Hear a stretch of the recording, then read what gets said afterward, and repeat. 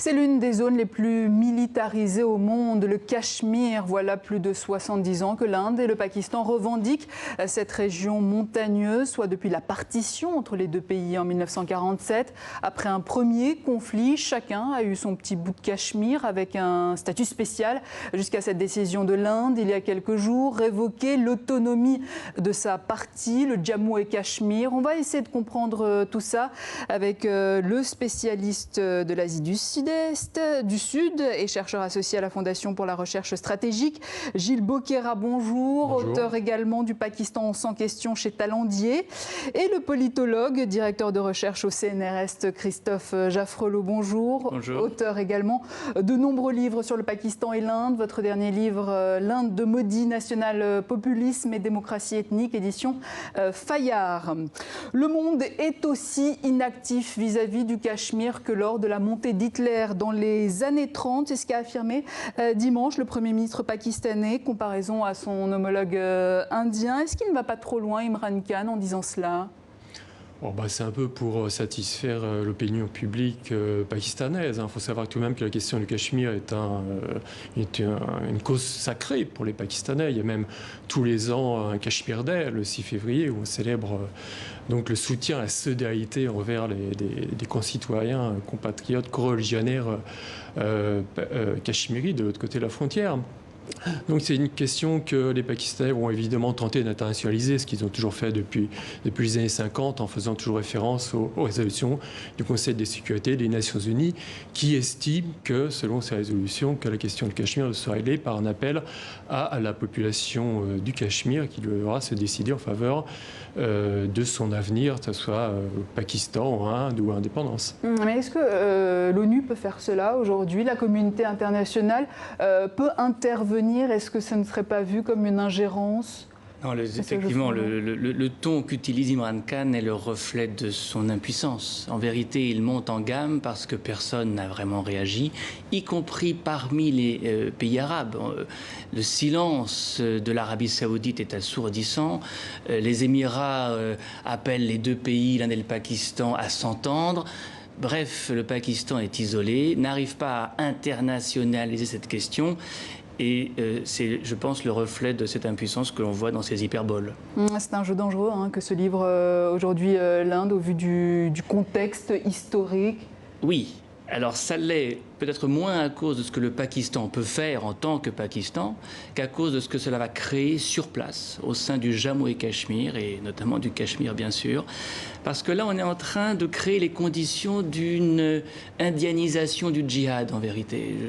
Depuis maintenant 30 ans, la plupart des djihadistes qui agissent au Jammu et Cachemire viennent du Pakistan ou ont été entraînés par des groupes pakistanais. Et ils ont même agi en dehors de cette région. Et ils ont été au-delà. En 2008, on se souvient des attentats. Et même Delhi dès 2000. Donc on avait cette espèce de filière pakistanaise qui alimentait l'instabilité et la violence. Aujourd'hui, le risque, c'est de s'aliéner encore plus la jeunesse cachemiri indienne et de créer les conditions, alors pas demain, pas après-demain, mais dans les mois, les années qui viennent, les conditions d'une autre forme de violence. Et justement, dans cette région du Cachemire, évidemment, les avis sont partagés après cette décision de l'Inde de révoquer l'autonomie du Jammu et Cachemire. Alors, qu'est-ce que ça veut dire concrètement? On voit cela avec Maëva de Froyenne.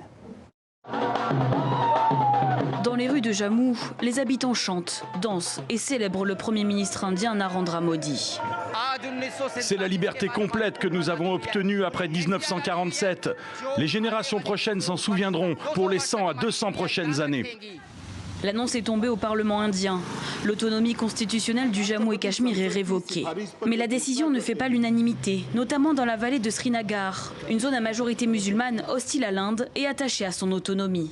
Le Cachemire était connu pour son identité, garantie par l'article 370. C'est une injustice. Nous avions seulement une chose qui nous protégeait des autres États, c'était cela. L'article 370 en question conférait un statut spécial au Jammu et Cachemire, également revendiqué par le Pakistan. Il autorisait le gouvernement central de New Delhi à légiférer seulement en matière de défense, affaires étrangères et communication. Le reste relevait de l'Assemblée législative locale. Dans un tweet, l'ancienne chef de l'exécutif du Jammu et Cachemire s'est montrée inquiète pour cette région très disputée par l'Inde et le Pakistan depuis 1947. Aujourd'hui représente le jour le plus noir de la démocratie indienne. La décision unilatérale du gouvernement indien d'abolir l'article 370 est illégale et inconstitutionnelle. Cela fera de l'Inde une force d'occupation au Jammu et Cachemire. C'était une promesse de campagne de Narendra Modi. Outre la fin du statut spécial, il a pour projet de diviser le Jammu et Cachemire. La région n'aura donc presque plus aucune autonomie. Voilà, Narendra Modi, le Premier ministre nationaliste hindou, qui avait aussi justifié cette décision pour mieux contrôler le terrorisme, dit-il. Est-ce que c'est un argument valable ? Oui, effectivement, là, ça fait référence notamment à ce qui est arrivé en février de cette année, où il y a eu un attentat commis contre les forces de sécurité indiennes au Cachemire. Et un pic de tension. Attentat imputé à un jeune cachemiri qui aurait fait allégeance au Jaish-e-Mohammed, qui est un groupe djihadiste basé au Pakistan. Maintenant, lutter contre le terrorisme en fermant la région du Jammu et Cachemire, en fermant la vallée, en retirant des droits constitutionnels aux habitants de la région, je vois mal comment on peut y parvenir. Alors oui, c'était une promesse de campagne, oui, cette décision, mais pourquoi maintenant ? Alors il y a deux choses. D'une part, il est allé plus loin que ce que la campagne avait dit. Il n'a pas seulement aboli l'article 310, il a aussi transformé un État en un territoire de l'Union. Et donc on a en quelque sorte rétrogradé le Jammu et Cachemire à un statut qui fait que New Delhi le contrôle directement. La police ne sera plus sous les ordres d'un gouvernement régional, mais sous les ordres du pouvoir central. Est-ce que le timing a son importance ? Et alors le timing par ailleurs, ça c'est un point très important. Je pense que c'est lié d'une part à la crise économique que l'Inde commence à connaître sévèrement. Il fallait détourner l'attention.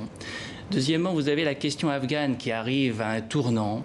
Et les Indiens, en tout cas l'establishment sécuritaire, craint de voir les talibans de retour et avec les talibans un foyer ou en tout cas un safe haven, comme on dit, pour les terroristes à quelques encablures seulement. Et puis troisièmement, quand Donald Trump, à l'initiative ou à l'invitation d'Imran Khan, se propose de jouer les messieurs bons offices entre l'Inde et le Pakistan, l'Inde a une raison de plus de dire halte au feu, il n'y a rien à discuter, c'est chez nous, c'est à nous, et on a du coup passé la vitesse supérieure.